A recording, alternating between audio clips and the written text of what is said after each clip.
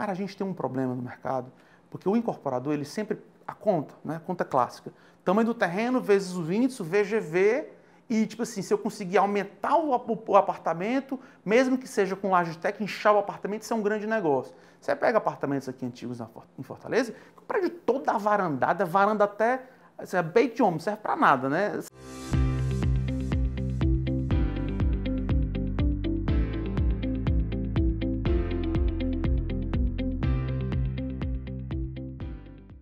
Começa agora mais uma edição do Vem Pra Mesa. Eu sou o Sérgio Langer e esse é o seu podcast do mercado imobiliário. Hoje eu tenho o prazer em conversar com meu amigo Daniel Simões, diretor comercial e marketing da J. Simões. Daniel, obrigado por me receber aqui nesse decorado maravilhoso da J Smart. Obrigado, Serginho. Você sabe que eu sou seu fã, além de amigo, sou um fiel aí a uma audiência constante do Vem Pra Mesa. Até brinco com você dizendo que a única coisa que me faz andar na esteira durante uma hora. Então a gente tem essa uma hora aí para falar um pouquinho sobre o mercado imobiliário e algumas ideias aí que a gente tem para discutir. E Daniel, você nasceu na maternidade, no hospital ou na obra?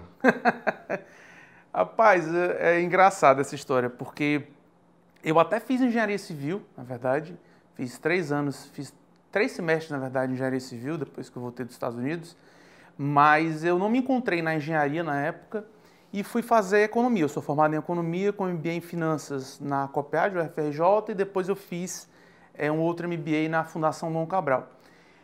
E o engraçado é que, tipo assim, eu não me via, quando criança, trabalhando em obra. Foi uma coisa que eu acabei aprendendo com o tempo, tipo assim, o que é separar engenharia, especificamente, de mercado imobiliário. E eu, tipo assim, eu sou um apaixonado pelo que eu faço. Eu acho que eu me encontrei profundamente na forma como a gente trabalha hoje em dia. E aí tem muita história para contar isso aí. E seu pai queria que você fosse engenheiro. Rapaz, meu pai tem até uma história engraçada, porque quando eu estava fazendo engenharia, eu estava uma vez numa aula de topografia, perto do meio-dia lá na Unifor, e eu liguei para ele e disse: pai, eu preciso conversar com você, um negócio importante, você está na consultora, está indo para casa almoçar? Ele disse: estou indo para lá.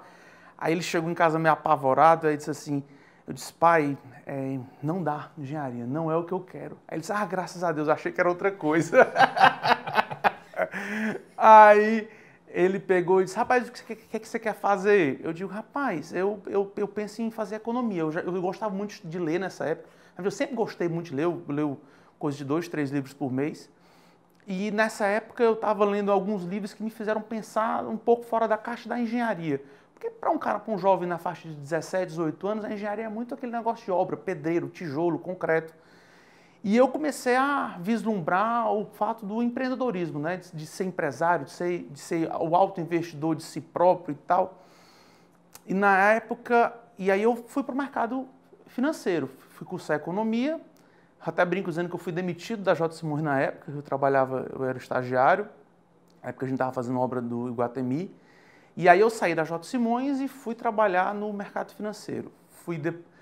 No meio da faculdade eu comecei a estudar já na economia. Eu trabalhei em factoring, financeira, cartão de crédito e banco. Então eu fiz basicamente o quarteto para todo mundo que faz economia, né? Só não trabalhei mesmo de operações porque, enfim, Fortaleza na época não tinha home broker e tal.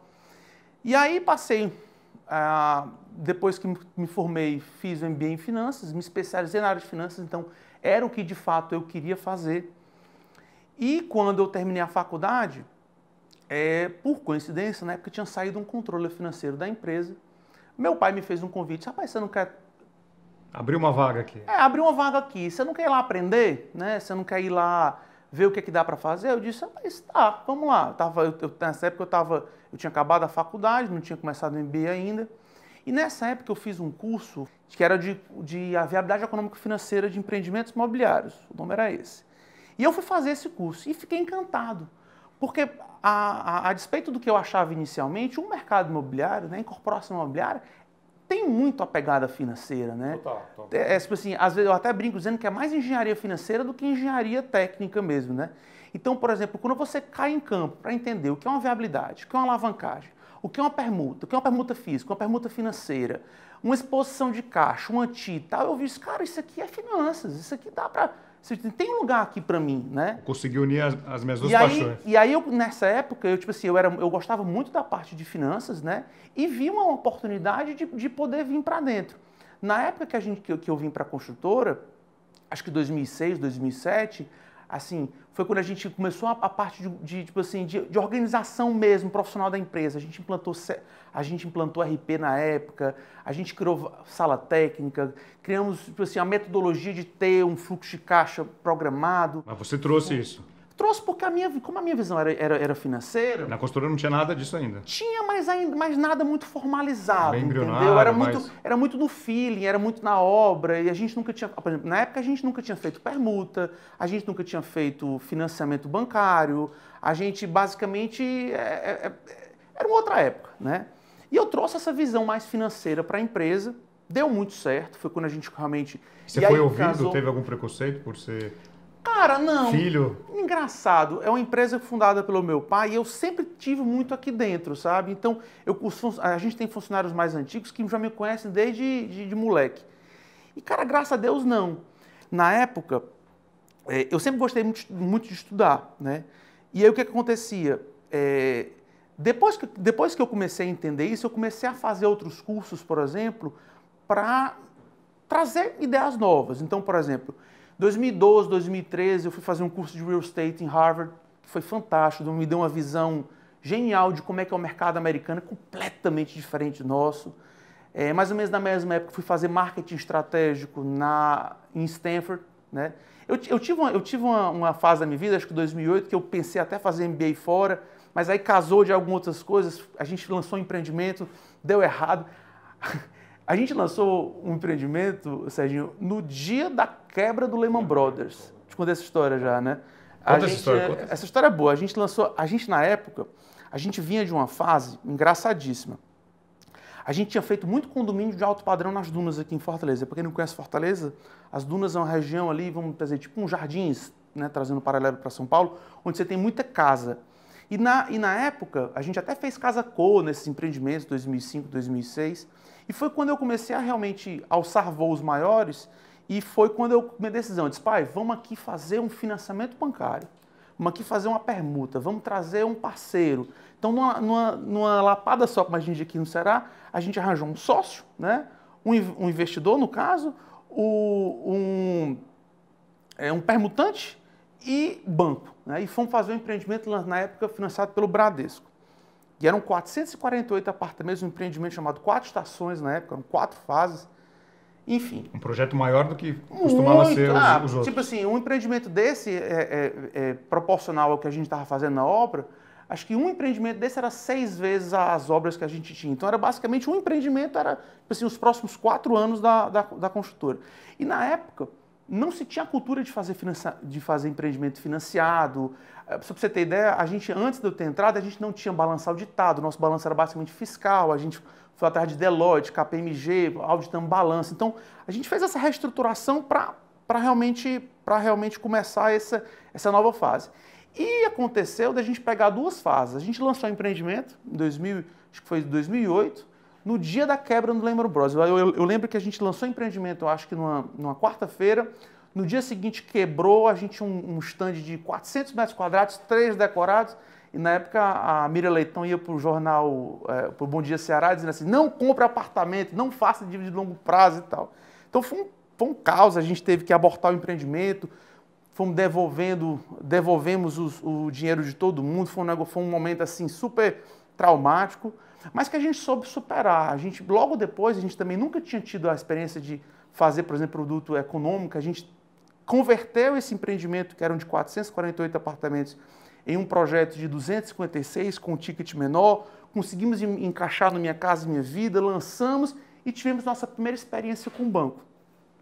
Nessa mesma época, usando essa bagagem financeira, eu tinha já, conversando com nossos sócios, né, no caso meus pais e o Dr. Roberto, minha irmã, que na época nem trabalhava com a gente ainda, a gente tinha feito os primeiros negócios maiores, né? Terrenos maiores, com permuta, etc. e tal.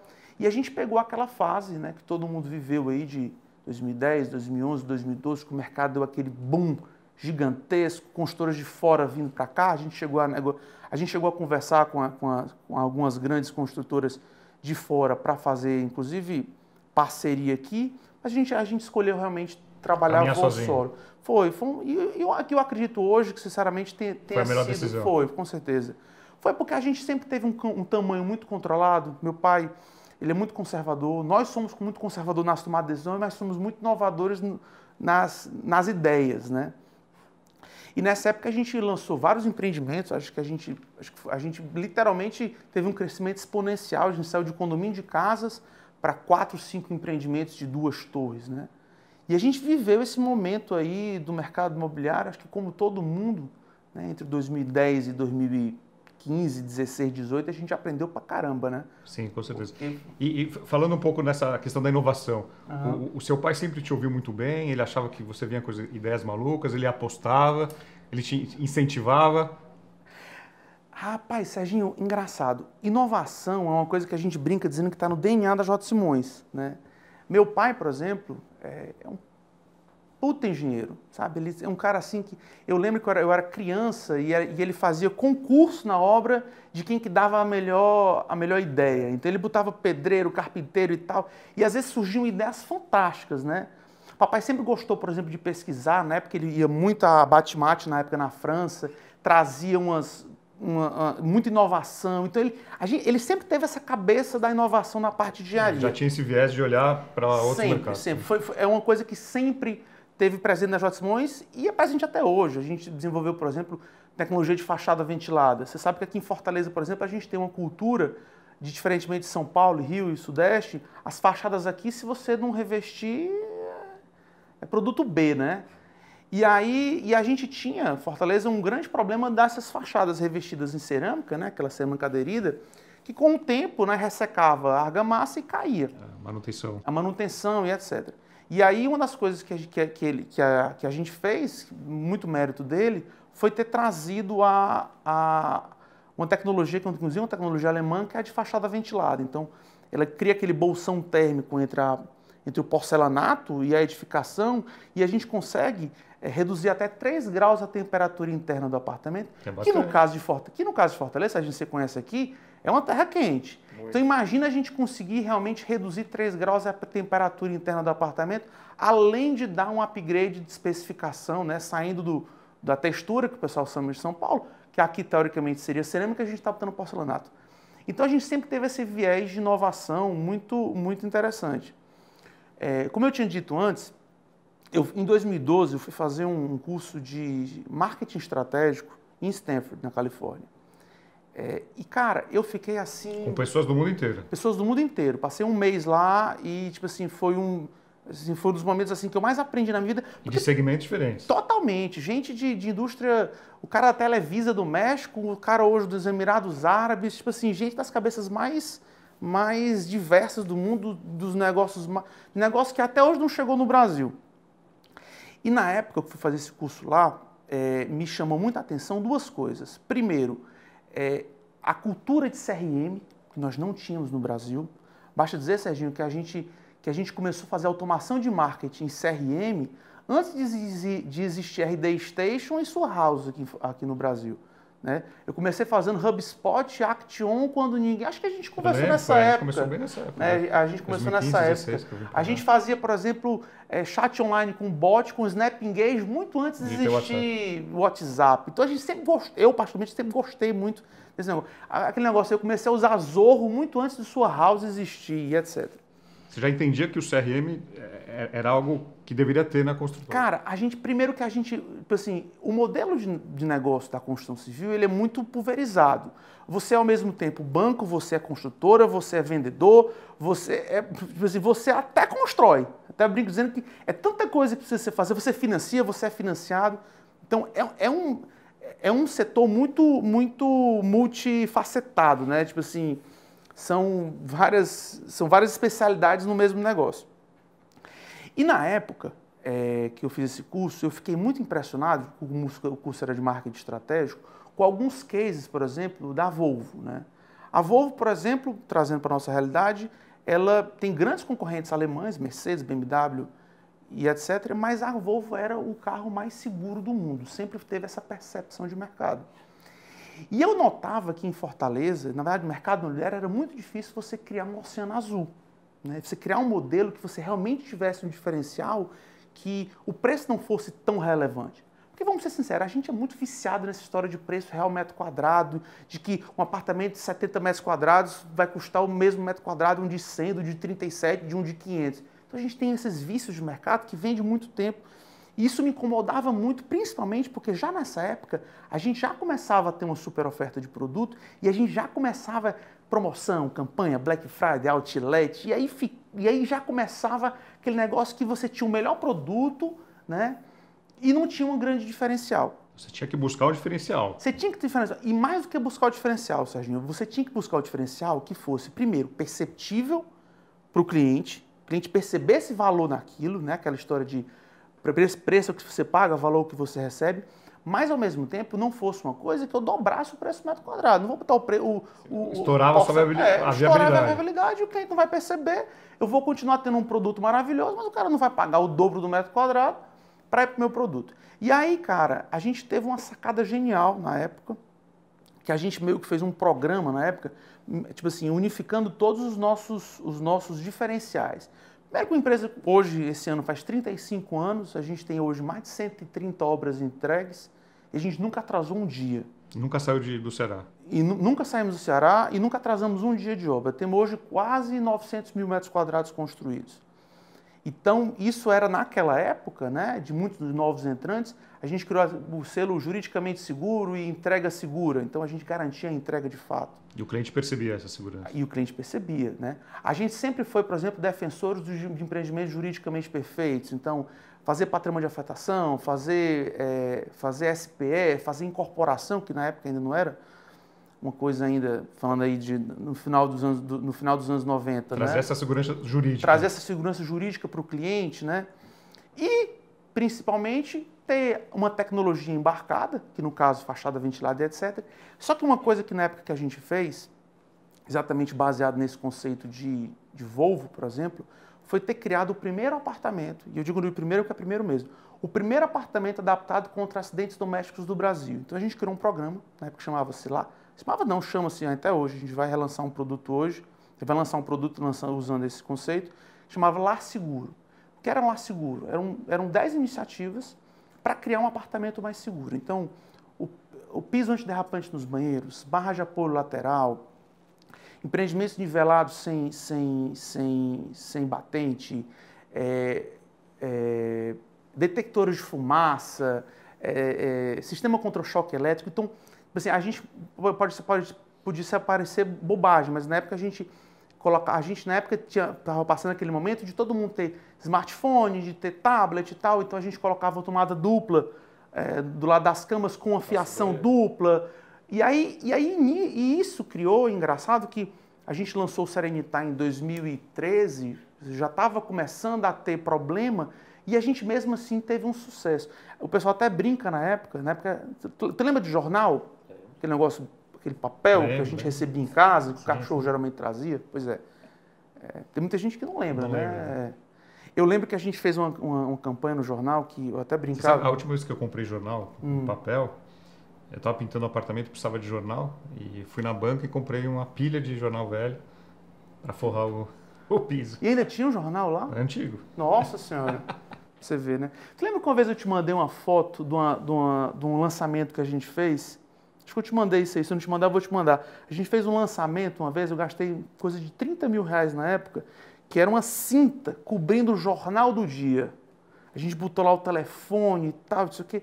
Tipo assim, era o marketing imobiliário mais genial do mundo. A gente recebeu 2 ligações no dia, no lançamento. Enfim. E aí, falando em jornal, e na época que o jornal ainda tinha esse negócio, a gente fez uma campanha que a gente brincava até de chamar de tijolinhos. A gente contava uma história, uns quadrinhos e tal, e a gente contava a história, por que o apartamento seguro era melhor. E, cara, foi um sucesso. A gente vendeu pra caramba esse empreendimento e vendemos vários outros por conta desse conceito. Os clientes abraçaram a causa. E essa foi, tipo assim, a primeira vez que a gente conseguiu fazer alguma coisa... A gente não, que eu tinha conseguido colocar a minha marca, né, na empresa, de fazer algo realmente diferente, né? E aí isso acarretou outras coisas, porque tipo, você me conhece há muito tempo, aquele negócio, você faz uma coisa legal... Concorrência copia, né? E a concorrência chega junto, se não copia faz um pouquinho diferente, muda o nome. Mas isso é um bom sinal. Rapaz, a minha mulher, por exemplo, ela odeia ser copiada, né? Já eu, por exemplo, quando me copiam, claro que você fica incomodado, mas ao mesmo tempo diz assim, cara, tô fazendo sinal algo bom, que eu tô né? fazendo alguma coisa de positivo. Porque se o meu concorrente está percebendo, o meu cliente provavelmente está percebendo. Então a gente sempre teve muito essa cabeça de criar algo novo, né? E foi a primeira vez que a gente fez, e aí depois veio outras aí que acho que vale a pena contar depois. E falando agora sobre toda essa paixão que você tem de estudar, de pesquisar, de olhar outros mercados, você comentou que fez vários cursos. Qual que é a importância que você vê hoje, né, olhando para trás, de tudo que você vem se capacitando, estudando, misturando competências diferentes? Cara, é o seguinte, qual é o grande desafio que eu vejo, tipo assim, em família empresária, né? Primeiro, você tem pessoas que de fato gostam do que fazem, eu sou apaixonado do que eu faço. Tem gente que tem realmente competência para fazer, tem gente que tem menos, mas tem muita aquela pessoa que ela é meio forçada a estar ali, né? E, cara, eu acho que isso deve ser a maior infelicidade que alguém deve passar, porque você está dentro de uma empresa familiar simplesmente porque você tem o DNA de alguém, é extremamente frustrante, né? E eu acho que, tipo assim, quando se fala de segunda, terceira geração, e você realmente gosta, eu sempre tive um parâmetro que é o seguinte, eu tinha que ser, no mínimo, igual a um cara que eu contrataria para trocar essa empresa do ponto de vista profissional. Por quê, Serginho? Cara, tipo assim, a empresa pode ser pequena, média, grande ou gigantesca, aberta a capital ou não. O trabalho é o mesmo, os desafios são os mesmos, entendeu? E tipo assim, eu tomei por opção minha, né, ser o meu próprio executivo. Né? No dia que eu entender que eu não sou mais tão competente quanto alguma pessoa, eu não tenho, nada me prende ao ponto de chamar alguém. Mais uma coisa que eu acredito, por exemplo, que todo mundo, principalmente, construção civil principalmente, né, se a gente for aqui ver a nível Brasil, acho que 95%, 99%, quiçá mais, dessas empresas são formadas por famílias empresárias, né? Tirando aí as empresas de capital aberto, que mesmo assim ainda são muitas delas tocadas por a família, e pelo incrível que pareça, foi um modelo que deu certo, né? Tentou-se muito fazer a profissionalização dessas empresas, e a gente vê aí exemplos que as que deram certo foi que a família empreendedora não saiu do negócio por ser realmente um mercado muito específico, né? com muitas particularidades. E é o que eu estou te dizendo, tipo assim, é sempre buscar usar a capacitação de uma forma positiva. Para você pendurar um diploma na parede, que isso não vale de nada, né? E hoje em dia, Sérgio, é tão fácil você, tipo assim, é diferente da década passada que você tinha que, para você fazer um curso em Harvard, Stanford, você tinha que pegar primeiro que você tinha que falar inglês bem pra caramba, né? Segundo que você tinha que tipo assim, meter as caras, gastar em dólar e bater lá. Cara, hoje em dia, graças a Deus, é muito fácil hoje você estudar. Essa pandemia, por exemplo, me mostrou que a gente é capaz de praticamente aprender tudo, né? Tipo assim, de um curso de Power BI, a implantação de um CRM, ao marketing estratégico, ao AutoCAD, cara, a um Revit da vida. A informação está lá, online. Cara, hoje é muito fácil, hoje está muito disponível. Eu vejo, por exemplo, que essa é a era da informação. Né? O cliente vai estar cada vez mais informado, o corretor precisa estar cada vez mais informado e o empresário, ele precisa estar de olho para o que está mudando.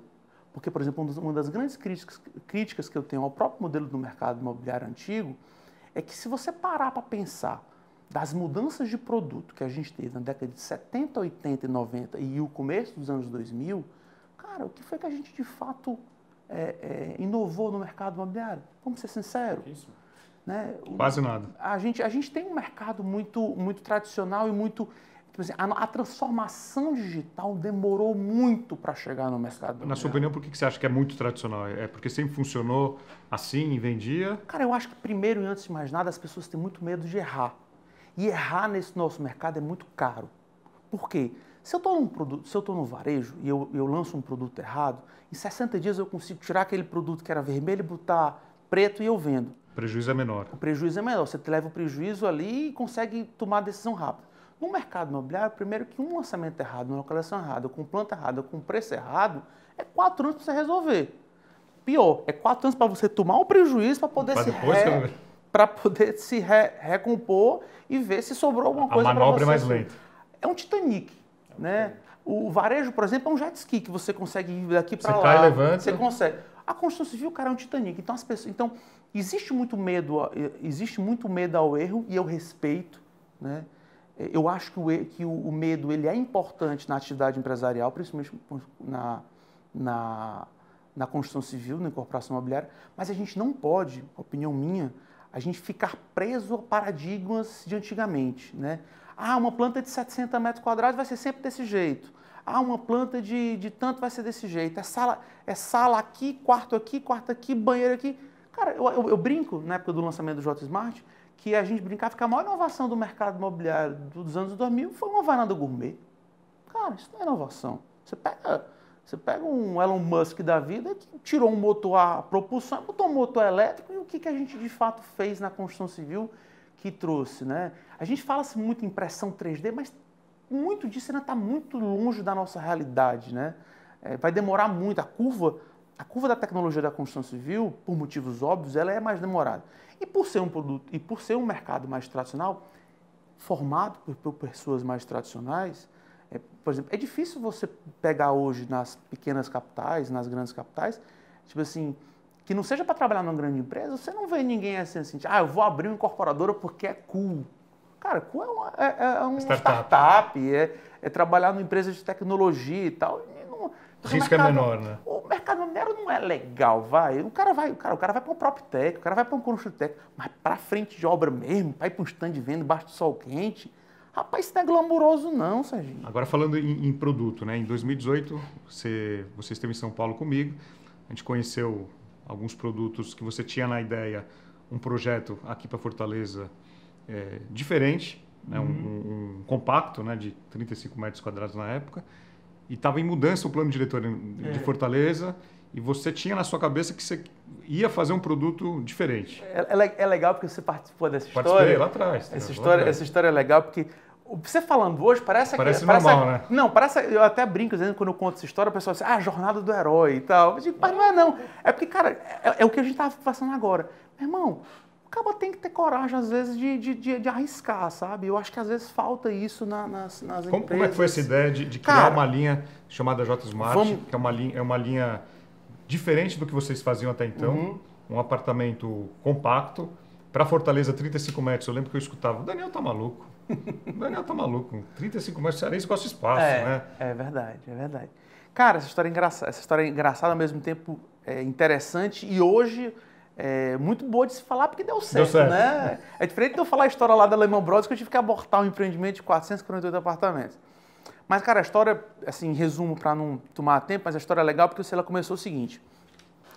A gente estava naquele fim daquele período de grandes empreendimentos, né? De grandes VGVs, e grandes estoques e grandes problemas, né?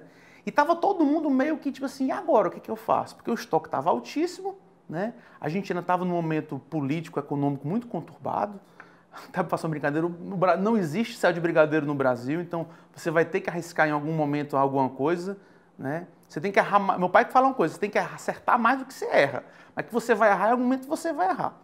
E naquele momento, me incomodava algumas coisas, aquela percepção de que só metro quadrado, que era não sei o quê.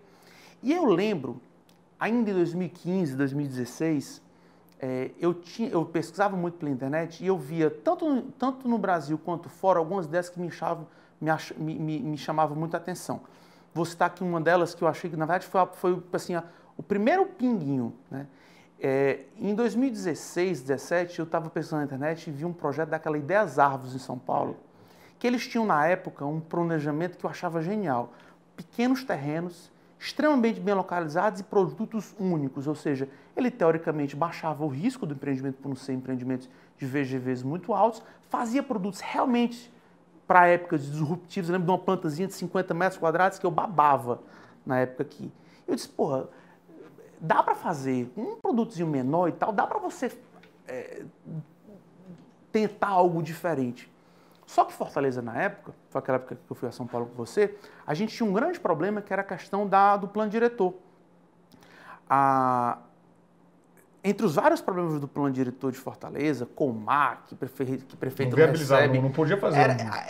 Tipo assim, sempre mudava muito. Quando você comprava um terreno hoje que você achava que podia fazer 20 tipos, amanhã descobriu que fazia 14. Então, fora... Não fechava conta. Não, fora tudo, né, tinha a insegurança jurídica no Brasil que é eterna, né?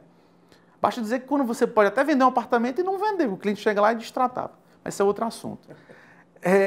E aí, na época, a gente tinha um plano diretor que ele limitava a quantidade de apartamentos que você podia fazer por apartamento. Por exemplo, você pegava um terreno de 1.200 metros quadrados em Aldeota e ele tinha fração 30, você podia fazer no máximo 40 apartamentos. Então, você pegava o índice, multiplicava por 40 e dividia, era um apartamento de 90 metros. Então, cara, a gente viveu um problema em Fortaleza, principalmente nessa fase de mercado, né, da crise, que a gente tinha basicamente os mesmos produtos nos mesmos bairros sempre. Os corretores até perguntavam assim, mas por que vocês são tão... Por que vocês gostam tanto de copiar o outro? Porque o cara faz 100 metros, você faz 100 metros. Você faz 150, o cara faz 150. Mas o problema é que a gente tinha um problema no plano diretor, que quando você pegava um terreno, multiplicava pelo índice e dividia pela fração, dava sempre o mesmo apartamento. Então o mercado inchou de apartamento de 100 e 150 metros. Então teve muito apartamento nessa época. E no final de 2018, o mercado encharcado, a gente via assim nos Conde, eu sou diretor de incorporações. Tinha um movimento de mudança. Tinha um movimento porque era necessário, naquele momento era extremamente necessário, porque o mercado não ia voltar a lançar nada, porque ninguém ia lançar para botar mais produtos dos mesmos que lá estavam e mais baratos. Não faz sentido. Se eu tenho um estoque aqui de 4.000 unidades de apartamento de 100 metros, eu vou lançar 100 metros? Não faz sentido, né, Sérgio? Então, na época no Via Sinduscom, a gente fez esse movimento e a gente percebeu, em certo momento, que ia passar a quebra da fração do lote em algumas regiões, prioritariamente na Aldeota, Cocó e Guararapes, se tivesse esgoto. Então, cara, um jogo de xadrez. E nessa hora, a gente tinha um terreno de 800 metros quadrados, Sérgio, 800 metros quadrados, que tinha sido uma casa que tinha sobrado de um empreendimento que a gente tinha feito do Ovílio na época. A gente tentou comprar os vizinhos, com problemas de documentação, os vizinhos a gente nunca conseguiu fazer. E na época, eu conversando com o Gustavo, que é o nosso arquiteto, eu já tinha pedido para vários arquitetos fazerem estudos e a gente sempre batia nessa história da fração, do recuo, e a conta nunca fechava, porque realmente 800 metros quadrados ninguém queria.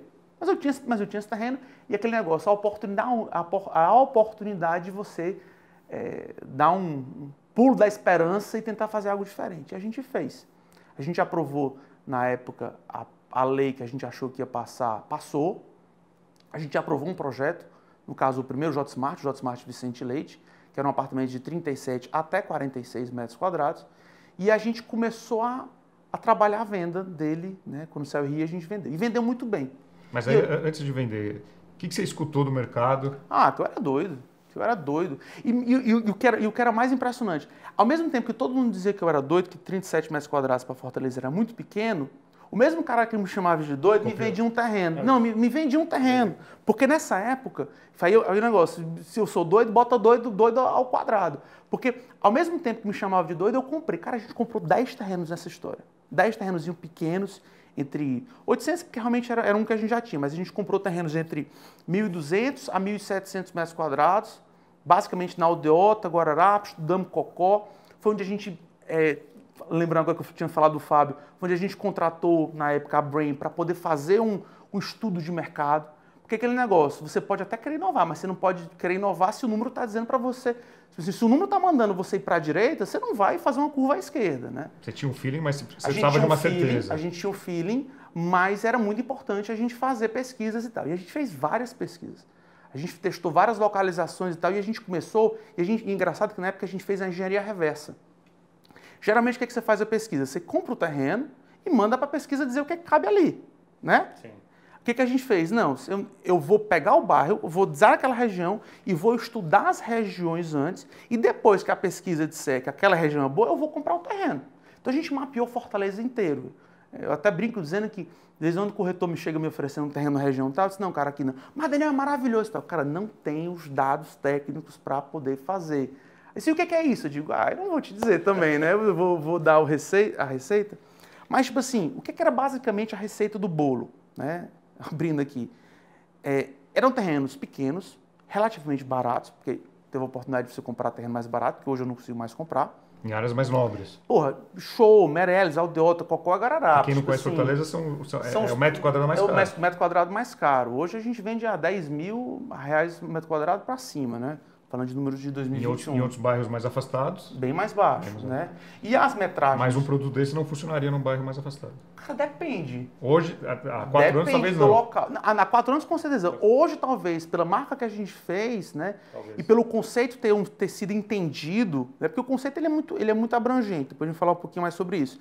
Então, basicamente, o que era o nosso planejamento? Eram terrenos relativamente pequenos, perto de 2 grandes avenidas, em regiões com alta densidade populacional e com um dado importante, que é o que a pesquisa deu, a quantidade de habitantes por domicílio. Uma coisa que me chamou a atenção, Sérgio, que é dado para o Brasil inteiro, 66% dos domicílios de Fortaleza, por exemplo, das regiões que a gente atua, são apartamentos ocupados por até 3 pessoas. Né? E você tem aí alguns cenários de renda, de população. Né? A média brasileira hoje, você pega 1990, a média brasileira de uma família era 4,7 pessoas. Isso veio caindo e hoje, em 2020, o último número, era de 3 pessoas por família média nacional. E pelo incrível que pareça, no Nordeste, todo mundo, sei que o seu podcast é escutado no Brasil inteiro, mas assim, sempre se tem aquela cultura de que o nordestino tem muito filho. A média hoje no Nordeste é 2,8. Ela é menor do que a média nacional. Então isso validava o conceito do... Validava a ideia. Apartamento menor. Validava a ideia, né, de fazer apartamentos, eu não digo nem menores, mais inteligentes. Então, basicamente, o que foi o conceito? Apartamentos de 1 ou 2 suítes, que podem ser modulados para 3, onde eu possa ter empreendimentos que o cara esteja mais perto do trabalho e que eu tenha, baseado naquele conceito de compartilhamento, eu consiga criar um universo para que valha a pena o cara, em vez de ter, vamos supor, um apartamento de 80 metros quadrados, num apartamento num bairro mais longe, ele tenha, por exemplo, uns 50 metros quadrados mais perto. Isso a gente resolveu como? Primeiro, de forma geral, 37, 50, 60 ou os modulares de 74 metros quadrados, quem está nos escutando não está vendo, mas a gente está dentro de um apartamento decorado de 50 metros quadrados, esse aqui, o JSmart Dom, que já é o 3º empreendimento do JSmart. Né? A gente vai lançar próximo mês o 5º, e se Deus quiser, mais esse ano, a gente acha que esse ano a gente fecha 8 empreendimentos. A gente entrega o primeiro esse ano, o Vicente Leite, aquele que a gente esteve conversando lá em... Vai nascer agora. Vai ser entregue. Vai ser entregue agora. E graças a Deus 100% vendido. E aí, por exemplo, o que foi que a gente fez de diferente nesses apartamentos? Né? E aquele negócio, você pega uma ideia daqui, você pega uma ideia de São Paulo, você pega uma ideia da Cetim, você pega uma ideia da IU, você pega uma ideia da Vitacom, você pega uma ideia do WeWork, você pega uma ideia do WeLive. Você lembra que a gente conversou muito na época que eu fui a Nova York visitar os coworking, saber a diferença de coworking e tal. Então a gente meio que fez um apanhado, fez várias pesquisas, benchmarks, não só dentro do Brasil como fora, e a gente vai agregando algumas coisas diferentes. Então, por exemplo, os empreendimentos eles têm um coworking desenvolvido no térreo. Por quê? A gente entende que se eu puder vender um apartamento que custa o equivalente a uma sala comercial, mas ele é um apartamento, ele pode ser financiado pelo SFI, e o cara tem direito a uma sala comercial, a gente criou o conceito de live and work. O que era? Basicamente o conceito de você poder morar e trabalhar no mesmo local. Então, isso em 2018. Isso em 2018. Sabe, né?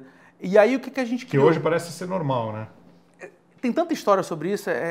Na época que a gente lançou o primeiro projeto, um corretor, até muito amigo meu, chegou para mim e vende pra caramba. Então não é aquele que fala, às vezes não fala besteira não, porque ele sabia o que estava falando. Ele chegou para mim e disse, Daniel, mas tá, beleza, esse negócio Live and Work é bonitinho, o nome bonitinho, americanizado e tal. Mas vem cá, quem é o cara que vai trabalhar em casa?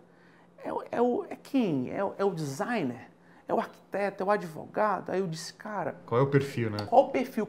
Para quem que eu vendo esse conceito de um cara...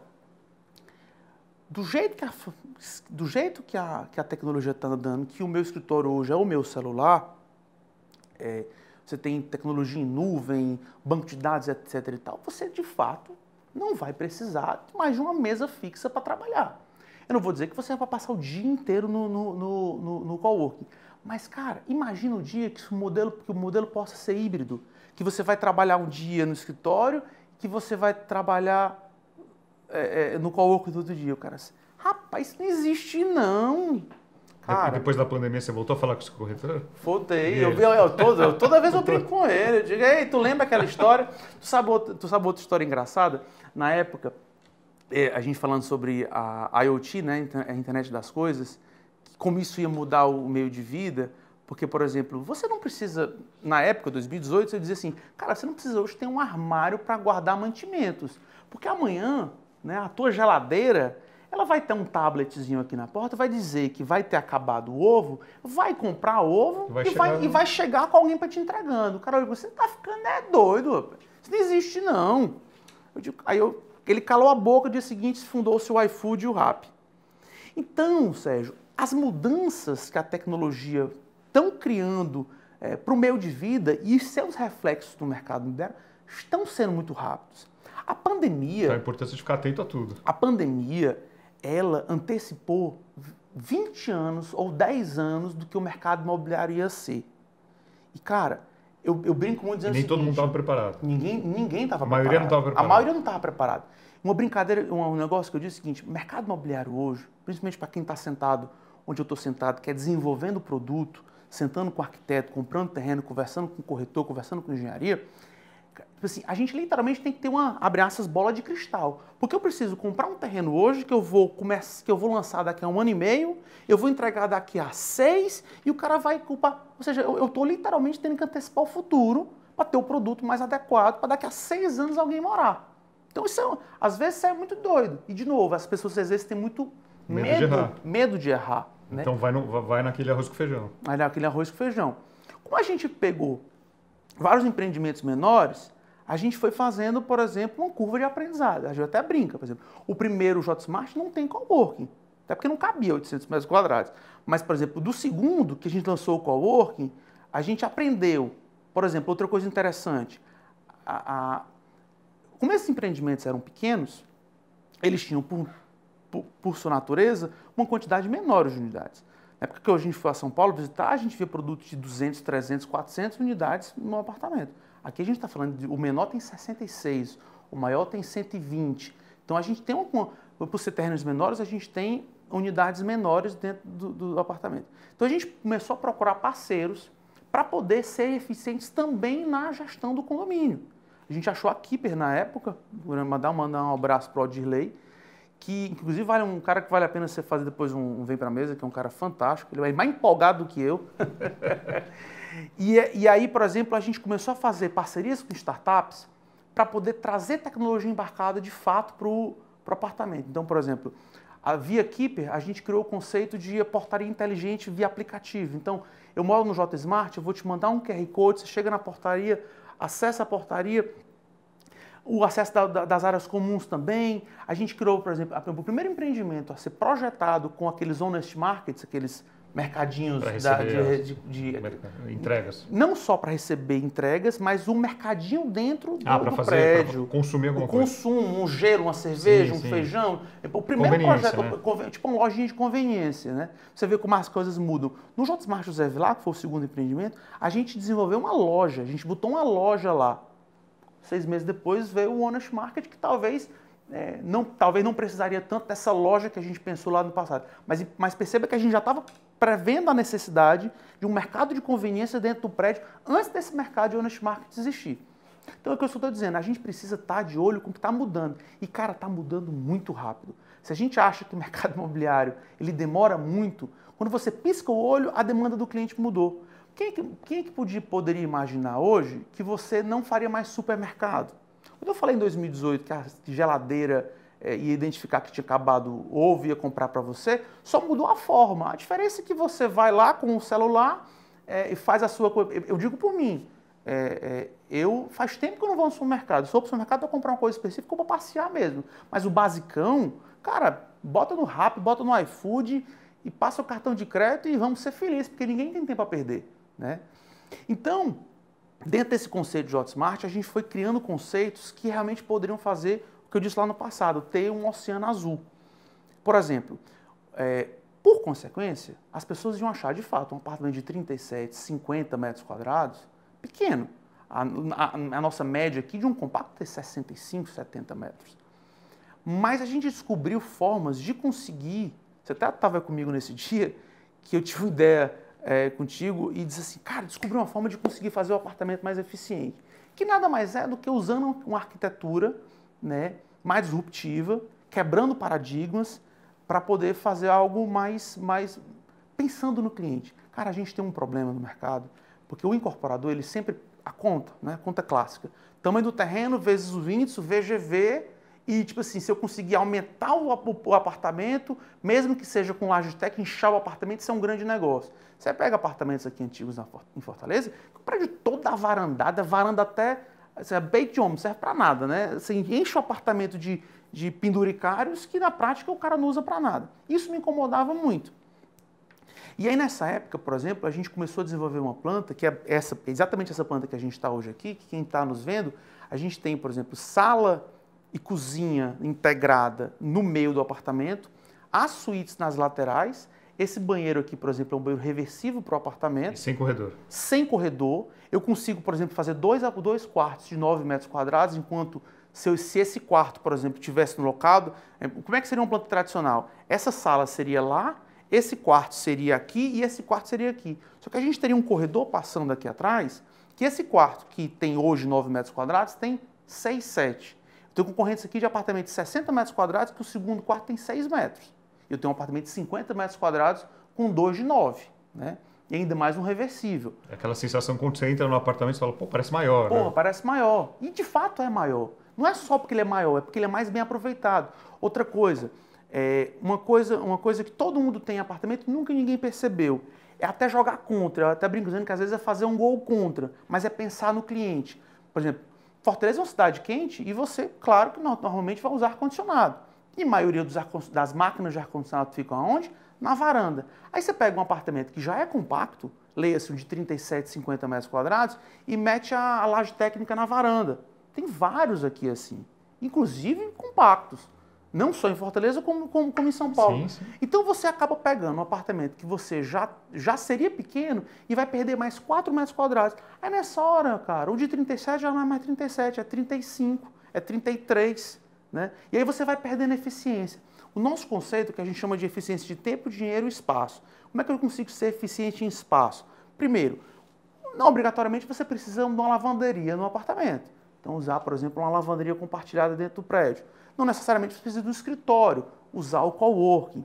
Não necessariamente você precisa de um espaço para colocar laje de ar-condicionado. Foi o que a gente fez. Cara, a gente fez uma engenharia reversa e colocamos as máquinas de ar-condicionado na traseira do pavimento. Na prática, Sérgio, eu estou construindo essa área. Essa área está sendo computada na área total. Ela só não está na área privativa. Mas na hora que você pega, por exemplo, a área total de um apartamento, olha que loucura. O Hotmart Carolina Sucupira, que foi o nosso 4º lançamento, eu até botei isso na tabela agora. Eu vou dar até uma dica para os consultores do Brasil fazerem isso. Porque o cliente não tem percepção do que ele está comprando. Você vende um apartamento de 37 metros quadrados para ele acha que ele está comprando 37. Mas aqui, principalmente porque Fortaleza a vaga é privativa, diferente de São Paulo que é rotativa ou às vezes até sem vaga. Né? Então 37 metros quadrados tem uma vaga. Essa vaga hoje representa em média de 25 a 30 metros quadrados. Cara, isso via ABNT, tá? Legislação pura e simples. Você pega a área total do apartamento e divide pela área privativa, esse apartamento de 37 metros quadrados do Hotmart Carolina Sucupira, ele tem 37 metros quadrados de área privativa e 41,99 de área comum. Cara, olha o tamanho do desafio. O corretor de Fortaleza, o cliente de Fortaleza entender que ele está comprando um apartamento de 37 metros quadrados, mas que ele tem mais área comum do que área privativa, porque o corredor está contando, a laje técnica está contando, o direito de uso do coworking está contando, o direito de uso da lavanderia, da piscina, da academia, etc. e tal. E nós não temos essa cultura. Só que quando você explica isso para o cliente, explica isso para o corretor e faz o cliente abrir os olhos que ele não está comprando apenas metro quadrado, e de novo, E quando ele percebe o valor disso e vê que você não está simplesmente inchando os apartamentos para vender mais metro quadrado, a gente começa a ter uma mudança comportamental do mercado para ele diferenciar produtos que são, de fato, mais eficientes, ou seja, são empreendimentos que têm área útil, né? A gente brinca muito que eu tenho mais área útil por área privativa, né? Então, essa mudança estrutural, essa mudança cultural, inclusive, tem sido um trabalho que a gente tem tido feito e, graças a Deus, a gente tem tido um resultado significativo nessa mudança cultural, sabe? Agora, Daniel, vamos falar sobre corretor de imóveis, né? Você falou bastante de corretor e tal. Não adianta nada você ter conceito, ter produto, ter preço, se o cliente que vai falar com o corretor não entender dessa questão do valor e não só do preço. Você já trabalhou com alguns modelos com corretor de imóveis, desde que eu te conheço, corretor interno, corretor externo, parcerias. Como é que você vê o papel do corretor de imóveis hoje, a evolução do corretor de imóveis? Qual que é o modelo hoje que você trabalha? O que você enxerga que vai ser essa intermediação no futuro? Rapaz, essa é uma pergunta de $1 milhão, viu? Quem souber, por favor, me manda. Você lida muito com o corretor no dia a dia. Eu lido muito, eu sou corretor de imóveis. Você é corretor de imóveis, você senta com o corretor. Eu brinco com eles não, com a gente, eu brinco, eu sou corretor só para falar mal da raça. A sua primeira venda é para ele. Mal do sentido de poder criticar e sugerir modificações. Cara, a sua primeira venda é para o corretor. A minha primeira, cara, o nosso modelo de negócios, engana-se quem pensa que não é B2B2C. Exato. Né? Trazendo americanizado aqui, porque eu sei que quem gosta de falar termos em inglês é paulista, mas cearense também faz, você fala, viu? B2B2C, modelos de negócio para consumidores. Cara, se o meu produto, o meu corretor não compra, ele não vende. E o pior, se o corretor não compra o meu produto, ele não só não vende, como ele queima. Ele critica. Né? Engana-se quem acha e faz só a contazinha lá de que vender pela house é mais barato e não faz trabalho de parcerias. Cara, é um tiro no pé. O que é que eu acredito? Respondendo... Você já teve house? Nós temos house. Tem house. Hoje, no modelo hoje tem. Nós tivemos mudança. Você conhece bem a história. Sim. A gente tinha uma imobiliária parceira que trabalhava aqui no online. Sim. Só lembrando, porque à época, você lembra que estou falando desde 2015, 2013, 2014, né? Não existia nem house. Porque eu tinha dificuldade que as imobiliárias usassem internet. Ninguém sabia o que era lead. Sérgio, surpreenda-se que ainda tem muita imobiliária aí pelo Brasil que não faz marketing online. Não tem CRM, cara. Automação de marketing é uma coisa muito distante, né, da realidade de muita gente. E como a gente sempre gostou, você me conhece, você acompanhou esse processo com a Osher, o Imóvel Cai, etc., e viu esse negócio acontecer. Você lembra que a gente conversava muito que a grande dificuldade na época era porque a gente gerava o lead e o corretor não sabia, não atendia na hora. Pô, o cliente pediu informação, é para receber na hora. Então, na época, a gente começou com uma imobiliária uma imobiliária que se propôs a fazer o trabalho online. Vou mandar um abraço para o Magno. Um abraço para o Magno. Encontrei a esposa dele estava aqui, a Alana. A Alana estava aqui na recepção. E aí, na época, a gente trouxe essa imobiliária porque ela se propunha a fazer um trabalho diferente. Estou falando isso aí, ó. Sim. Snap Engage ainda, né?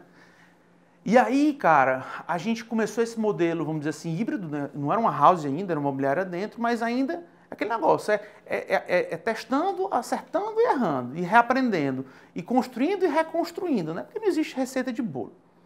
Hoje, o que a gente trabalha? Hoje a gente tem uma house, né, que é basicamente tocada via tecnologia, com coisa legal, né? A gente, por exemplo, não usa hoje, a gente vive tentando, eu não uso CRMs imobiliários, porque eu gosto muito de ter a flexibilidade de poder... Você já passou por todos, né? Cara, eu já Qual você não usou? Rapaz, pergunto, não sei qual eu não usei, não. Ou pelo menos que eu não conheço. E aí, por exemplo... eu sempre gosto, por exemplo, de usar CRMs livres porque eu consigo literalmente plugar várias soluções. Conectar várias soluções. Cara, o meu Zap chega no final do dia, ele está cansado, sabe, assim, de fazer API.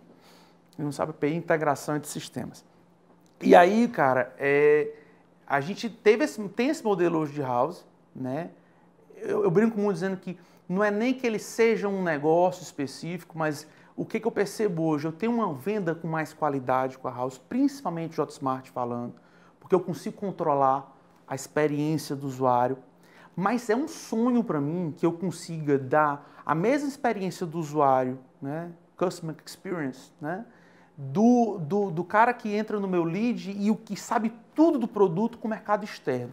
A gente tem um trabalho incansável em relação a isso, sabe? De capacitação de corretor, de fazer treinamento, de fazer podcast. Às vezes no nosso canal do YouTube quase toda semana que possível a gente faz alguma coisa para educar o corretor. Não digo nem educar, é evangelizar para uma mudança de paradigma. Porque na hora que eu digo que um apartamento de 37 ele tem 42 metros quadrados de área comum, se o corretor não explica isso para o cliente, ô Serginho, eu estou basicamente convencendo o cliente a comprar um metro quadrado mais caro. E se o corretor não souber explicar e o cliente não quiser entender, porque às vezes o corretor até explica muito bem, mas às vezes o cliente não quer. Então, essa quebra de paradigmas ela é muito importante para a gente analisar, né, o futuro do mercado imobiliário.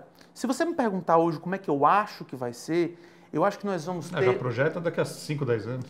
Rapaz, o problema é que daqui a 5, 10 anos pode ser próximo ano. As coisas estão mudando numa velocidade tão grande. Eu digo que é o seguinte, a variável em relação a isso é como vai ser a transformação digital das imobiliárias. Se as imobiliárias se transformarem em, vamos dizer assim, em marketplace de imóveis, né, em trabalhar o meio eletrônico, né, digital, eu acho, por exemplo, que uma imobiliária ela era para ter muito mais tecnologia do que a gente. Não é o que acontece. Você sabe disso? De maneira nenhuma. De maneira nenhuma. Não é para imobiliária. Não, quem era para estar um passo atrás na curva de tecnologia eram as incorporadoras, não as imobiliárias. Ou seja, o que eu vou dizer agora, ela depende muito de como vai ser a transformação digital dessas imobiliárias, né? Se as imobiliárias conseguirem acelerar o passo e a oportunidade está aí, talvez minha previsão mude. Mas a minha previsão é, se não houver a transformação digital urgente das imobiliárias, a gente caminha para um modelo muito parecido com concessionária de carro. Leia-se, o cara que vende Toyota não vende Honda, o cara que vende Mercedes não vende BMW e vice-versa. Se as imobiliárias tiverem uma transformação digital que tire, eu não digo tire, mas diminua a necessidade das incorporadoras e construtoras de terem house, a gente pode ter um contrabalanceamento maior. Mas eu acho que o futuro do mercado imobiliário, principalmente o futuro do corretor, ele está muito atrelado, eu vou repetir pela 10ª vez, transformação digital. Porque a gente sabe, e lê-se que transformação digital, ou seja, a gente acha que transformação digital é gerar lead e um CRM. Cara, não é. É tipo assim, é entender do cliente. Contrato digital. É uma DocuSign da vida, é um CRM, tour virtual. É um tour virtual. Por exemplo, na pandemia, eu me surpreendi positivamente com algumas imobiliárias. Eu lembro, pô, fiquei emocionado. Né? Até mandar um abraço para a Real, porque é uma coisa que eu acho que valeu a pena. Cara, a gente fez uma venda no Serenitar, no meio da pandemia, via videoconferência, o corretor no celular mostrando o apartamento, eu do outro lado vendendo e o cliente em casa. O marido chegava e falava, ó, meu amor, tá vendo aí, o apartamento fica de frente para a praça. Eu disse, cara, opa, existe uma luz no fim do túnel, né? Eu acho, por exemplo, que as imobiliárias hoje não precisam, visão minha, tá? Falando de Fortaleza, ter 500 mil corretores, exagerando aqui números, tá? Mas, por exemplo, eu acho que imobiliárias que focarem em terem equipes focadas, especializadas por produto, por zona ou por construtora, muito parecido com o que a RIMAX trouxe para o Brasil no começo, né? Nem sei como é que está isso hoje exatamente, mas essa era mais ou menos a ideia. Eu acho que tem menos quantidade e mais qualidade. Porque, cara, na prática, o cliente, não só de construção civil, mas principalmente, ele quer que o corretor saiba tudo do produto. Aquele corretor que chega, doutor, isso aqui é a sala, isso aqui é o banheiro, isso aqui é o quarto, o cliente sabe, o cliente já foi no site. Eu tenho uma história que eu conto, que eu fui comprar uma vez um carro, e eu cheguei na concessionária, eu só fui na concessionária quando eu já sabia tudo do carro. O carro foi lançado, quanto era HP, quantas cilindradas, não sei o quê, papapá. E olha que, proporcionalmente, o vendedor de carro, ele é mais, vamos dizer assim, ele conhece mais o produto específico do que o corretor, que infelizmente é obrigado, eu digo que não é nem culpa dele, ele é obrigado a conhecer 200 produtos em Fortaleza, né? Porque hoje a gente, infelizmente, trabalha nesse negócio de você ter que entender, saber um pouco de tudo. E na época, só fazendo um paralelo ao carro, eu cheguei lá, eu digo, não, esse carro aqui tem 184 cavalos e tem 1.800 cavalos. Não, doutor, esse carro é 2.0, tem 2.000 cilindradas. Eu digo, não tem, esse carro tem 1.8, não sei o quê, e ele tem tantos HP. Aí o cara, não, doutor, não. Eu digo, beleza, o carro está sempre tá. Aí ele foi lá dentro, doutor, na verdade, você tem razão. Ou seja, o que aconteceu comigo está acontecendo todo dia com o cliente imobiliário. O cara só vai no stand hoje, Sérgio, que é outra coisa que a gente tem que pensar. O papel dos stands. Qual é o futuro dos stands, né? O cara só vai no stand hoje sabendo o produto, sabendo o tamanho, sabendo o preço. Ele já fez o tour virtual no apartamento, ele já fez tudo. Ele vai lá, às vezes, só para poder sentir como é o chegar e o sair. Que às vezes até isso ele já fez no Google, né? Então, por exemplo, hoje o corretor, ele precisa literalmente explicar aquilo, descobrir o que o cliente ainda não viu na internet. Porque, teoricamente, a gente tem culpa nisso porque a gente bota tudo na internet, né? Tem até um lado dos imobiliários que pede para a gente não colocar tudo na internet para deixar alguma coisa para o corretor explicar. Mas, cara, aí aquele negócio é marketing de venda. Se o meu concorrente diz que ele tem, se eu sonegar essa informação, é complicado. Então, por exemplo, qual é o futuro que eu vejo do corretor? Cara, o corretor tem que ser cada vez mais um especialista de produto, né? Não concorda comigo? Beleza, mas eu acho que para o segmento de lançamento imobiliário, o corretor tem que literalmente saber tudo. Até porque, Sérgio, o que motiva um cliente comprar um apartamento novo são as coisas que o antigo não tem. Então, o corretor, eu imagino que ele tem que estar capacitado de vender, por exemplo, tecnologia embarcada. Vamos usar aqui JSmart como referência, né? Fazendo um merchan aqui, mas, por exemplo, a gente entrega o apartamento, como eu já tinha dito, né? Sem lajes técnicas, sem corredor, mas tem uma fechadura eletrônica em todos os apartamentos, tem tomadas USB, o apartamento você entra via QR Code aplicativo. A gente tem sistemas, por exemplo, para o cara comprar um apartamento e receber mobiliado, o app Decora. A gente tem sistemas, por exemplo, com parcerias, tanto com a Sete Cantos, quanto recentemente com a Noma, para o cara comprar um apartamento e colocar para alugar de forma livre, né? Se o corretor não está passando isso para o cliente, sabe? Tipo assim, o corretor hoje ele tem que saber algo a mais do produto simplesmente do que vender o apartamento. Você já salvou muita venda na mesa? Ah, você é doido. Muita. Eu digo, nem salvou. As primeiras vendas, por exemplo, como eu mesmo não sabia como vender, o que é que ia brilhar os olhos do cliente, eu acho que o JSmart Vicente Leite, o primeiro, eu acho que dos 66 apartamentos eu devo ter fechado na mesma umas 50 vendas. E o corretor te vê como um gerente, um auxílio, ou ele se incomoda com isso? Hoje a gente tem uma equipe, né, para poder fazer isso. No começo, como estava todo mundo aprendendo, inclusive eu fui muito para o front. Hoje, graças a Deus, eu consegui criar uma equipe que faz... Os corretores já começaram a entender esse conceito. A gente faz, como eu te disse, a gente faz esse trabalho de evangelização, de educação, que tem dado resultado. Mas, se perguntar se eu já salvei venda, já. Não só salvei venda, como às vezes o corretor, às vezes, tem um cliente que tem perfil, não se sente confortável em explicar o produto e traz para a gente explicar. Eu lembro que nos primeiros produtos eu estava explicando tanto o produto que eu fiz um videozinho e às vezes o cliente chegava com o corretor e apertava o play. E depois de 2 minutos eu entrava na sala, pronto, agora vamos aqui, porque ficava quase que as dúvidas eram as mesmas. Então, a gente meio que ganhou muito tempo com algumas, de novo, transformação digital. O corretor pode pensar em, antes de, por exemplo, de levar o cliente ao apartamento, por que ele não vai lá, faz um vídeo, explica, dá em detalhes e tal, faz um conteúdo personalizado para o cliente, às vezes até para evitar que o cliente não vá para um apartamento que ele realmente não quer. Cara, tem muita coisa para fazer nesse mercado ainda, que eu acho que a transformação digital no mercado imobiliário, a gente está ainda na versão 1.0, Sérgio.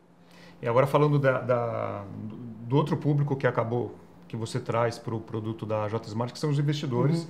E você também falou dessa parceria com a Noma, que é uma empresa que a Loft comprou recentemente. Qual que é a importância de ter algo focado no investidor, que é um cliente diferente, né? Ele muitas vezes ele não vai morar no produto, mas ele pensa em números. Aí é toda a sua bagagem de economista. Aí. Cara, é o seguinte, quando a gente lançou o primeiro, a gente até brincar, de novo, curva de aprendizado, né? Como tudo que a gente faz na vida. A gente achava que a gente ia vender o apartamento de 37 metros quadrados para meio a meio, né? Hoje na prática é 75, 25. 75 investidor E 25 morador. Já o de 2 quartos é meio a meio e chega até ser 60, 40, né? Do 2 quartos. Muito talvez por conta do cenário de taxa de juros, que a gente tem hoje uma taxa de juros, eu vou falar aqui o que quase todo mundo fala, mas é o play, né? A história do play lá. É uma taxa de juros real negativa, né? Que na hora que você deduz a inflação em relação à taxa de juros, então o seu dinheiro hoje de fato, né, está rendendo menos aplicado no banco do que ele de fato vale, ou seja, existe perda de poder de compra de dinheiro aplicado, no imóvel a gente sabe que não existe. E hoje existe um cenário realmente muito propício para quem está pensando em comprar imóvel como investimento fazer essa aquisição. Primeiro porque ainda existem algumas oportunidades no mercado, mas mais do que isso, hoje, né, o custo de oportunidade de você ir para um CDI, de você tomar risco na bolsa, ou mesmo de você ir para um fundo imobiliário, que seria talvez o produto que pudesse mais fazer comparação ao investimento direto em imóvel, mas eu percebo, por exemplo, que esse perfil de cliente, ele é um cara patrimonialista. Ele é um cliente que ele gosta de comprar algo onde ele tem, concreto, né? Aquele negócio, o melhor papel não é o título, é a escritura, né? E então ele tem muito esse negócio, até porque a gente sabe... a segurança, né? A segurança. Primeiro, segurança. O investimento mais seguro é imóvel em qualquer parte do mundo, né? Segundo, ele é um cliente que ele percebe hoje que ele consegue ter um rendimento seguro e rentável mediante aluguel. Por exemplo, a gente tem aí um histórico, principalmente em Fortaleza, e eu combato muito isso, é aquele investidor que às vezes tinha a cultura de comprar no lançamento e vender na entrega. Eu sou muito sincero, eu digo, cara, não faça isso, não compre, eu perco as vendas às vezes. Eu tenho um grande problema de ser super sincero. Porque eu não vou prometer uma coisa para o investidor, né, principalmente eu estando no front, que ele não vai atingir o objetivo dele.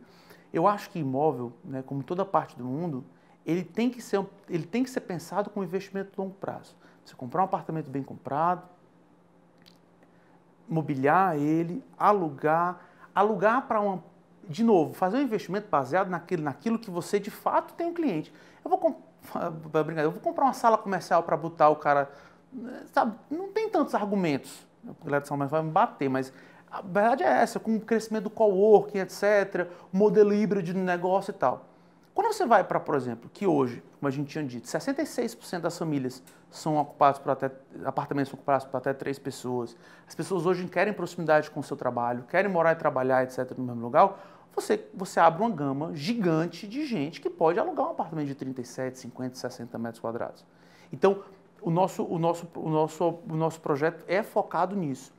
Só que a gente, de novo, fazer simplesmente um apartamento onde o cliente compra o apartamento, a construtora recebe o dinheiro do financiamento bancário dele e diz tchau, eu não acredito nisso. Pelo simples motivo de que, como é um produto que ele vai ser replicado, né, e é uma vantagem nossa, como a gente tem essa linha, eu tenho um cliente que comprou o primeiro, o segundo, o terceiro, o quarto, e no quinto aqui já está me ligando assim que sai o RI para comprar. Por quê? A gente cria, os pontos de contato com o cliente de não soltar a mão dele. Porque o grande erro de quem fez produto para investidor, o corporador ele se acha responsável por apenas entregar o produto e não entregar o resultado. O que a gente quer? A gente quer entregar resultado. E foi por isso que a gente criou, né, como você mesmo antecipou, algumas parcerias para trazer esse resultado para o cliente. Porque nessa hora, Sérgio, eu sou investidor também. A gente tem unidades, não só pessoa jurídica, como pessoa física. Eu digo, cara, eu comprei porque eu acredito e eu tô literalmente contigo. Tô junto. E não é papo de vendedor, não. Eu tenho um apartamento comprado, pessoa física, no J Smart Dom, por exemplo, inclusive com minha esposa, porque eu acredito nisso. Vendi para cunhado, vendi para amigo, porque eu acredito muito nessa transformação e não é só da boca para fora. E aí, para isso, o que foi que a gente fez? Em resumo, a gente fez parcerias, por exemplo, o cara recebeu o apartamento. Quer mobiliar? Eu tenho um parceiro que você me entrega a chave, ele te entrega a mobília pronta. A gente antecipou, a gente já fez os kits de mobília, eu já tenho o preço e tal, a gente vai entregar o Vicente Leite agora, o cara literalmente, no dia seguinte, vai poder mobiliar o apartamento. E eu também tenho o parceiro para fazer a locação dele, no caso a locação tradicional, que é no caso A gente criou uma marca chamada Papelug, que eu dou a opção do cara fazer a locação tradicional, né, 30 meses, e fazer a locação por temporada, que é no caso a Aquanoma. E aí eu vou conseguir dar uma solução onde eu mobilio o apartamento do cara, claro que é parceiros, consigo o aluguel para ele. Só para você ter noção, a gente tem aproximadamente 120 clientes cadastrados, né, que ao longo do tempo procuraram a gente querendo alugar o apartamento. E eu só tenho 66 apartamentos, olha que loucura. Sabe que o mercado de locação é o inverso do nosso? É inverso, né? Totalmente, uma coisa que, para quem está na incorporação, eu não sabia. Tem mais demanda. Tem mais demanda do que oferta, né? Porque Fortaleza, principalmente, não tem apartamento novo, né? Tem muito antigo, né? Tem muito. Cara, tu já entrou num site, eu não sei como é que é São Paulo, mas você entra num site aqui em Fortaleza para procurar apartamento compacto para alugar, cara. Prédios caindo a pedaço. E caro, porque o condomínio é muito caro, né? Você pega apartamentos antigos, por exemplo, uma grande vantagem. Com o uso da tecnologia, a gente consegue reduzir, por exemplo, 40% o custo de condomínio. Então, esse tipo de coisa vai agregando o produto e o cliente, principalmente o cliente investidor e o corretor, vai tendo segurança a saber que, pô, eu sei que eu vou comprar um apartamento de uma construtora séria, 35 anos de mercado, que vai me entregar na data correta, que vai ser exatamente como está lá no registro de incorporação e que os caras ainda vão me ajudar a mobiliar esse apartamento e fazer a locação, sendo ela tanto da locação tradicional como uma locação por temporada, que é a primeira operação da Noma fora de São Paulo, né? Foi uma conversa, na verdade foi um namoro que a gente começou a desenvolver já há uns 2 anos que a gente vem conversando. Foi inclusive por intermédio do Ordirley da Keeper, que por coincidência são as coisas da vida, né?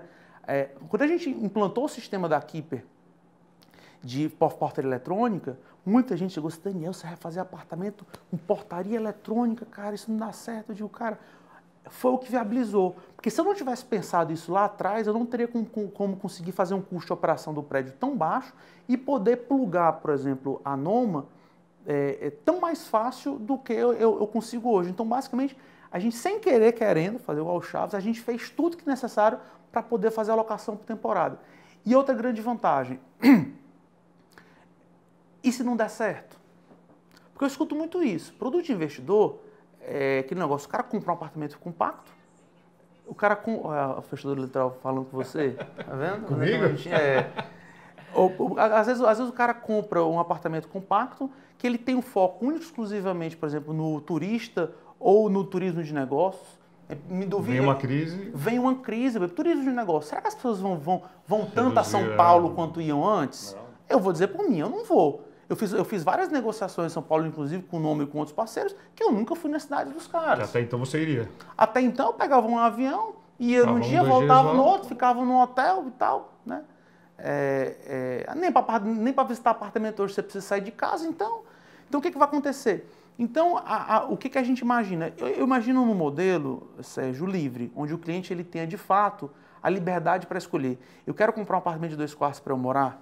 Show. Eu quero comprar um apartamento de 1 quarto para alugar por temporada? Show. Eu quero comprar um apartamento para eu alugar tradicional e ter recorrência no recebimento de aluguel? Show. O cliente ele é livre, ele não é obrigado. Porque se amanhã vem qualquer necessidade, ele quer botar um filho, ele quer comprar o do lado para aumentar o apartamento, a gente recebe o apartamento de volta. Vamos supor que o cara comprou um J Smart de 37 metros quadrados, a família cresceu, eu garanto que eu recebo esse apartamento de volta num apartamento maior tradicional, né? Vamos supor, o cara comprou um J Smart, né?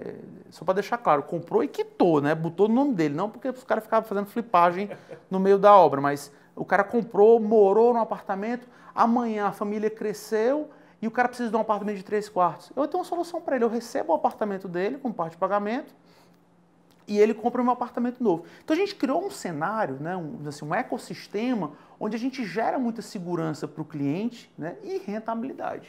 Sim. Bom, Daniel, o papo tá bom, mas vou ter que encerrar aqui esse episódio. Muito obrigado aqui por me receber, para a gente abrir essa história, essa trajetória aí. A gente se conhece já, acho que desde 2014 ou 2015. E eu me recordo que sempre que a gente vinha almoçar aqui do lado, você levava seu caderninho para anotar algumas ideias, alguns insights. Então você, além de ser um cara que tem uma visão lá para frente, é uma pessoa muito humilde, com um bom coração. Então eu queria te agradecer aí. Rapaz, eu que agradeço, né? Você acha quase no episódio 100, eu assisto, acho que eu assisto esse Vem Pra Mesa desde o começo, sempre achei massa, aprendi muito com as pessoas que passaram por aqui e espero para alguém ter agregado com alguma certeza, coisa, né? para que alguém tome alguma ideia. E se quiser entrar em contato comigo, é daniel@jsimões.com.br ou então no meu Instagram, Daniel_J Simões, e fico aí à disposição e agradecer. E geralmente, Serginho, nessa hora é a hora que eu digo, pronto, agora acabei de fazer meu Cooper, né? A minha caminhada, é a horazinha que o cara apagou e pronto, agora eu posso tomar banho, tá bom? Então tá bom, Daniel, obrigado. Pessoal, é isso, semana que vem tem mais. Tchau. Um abraço.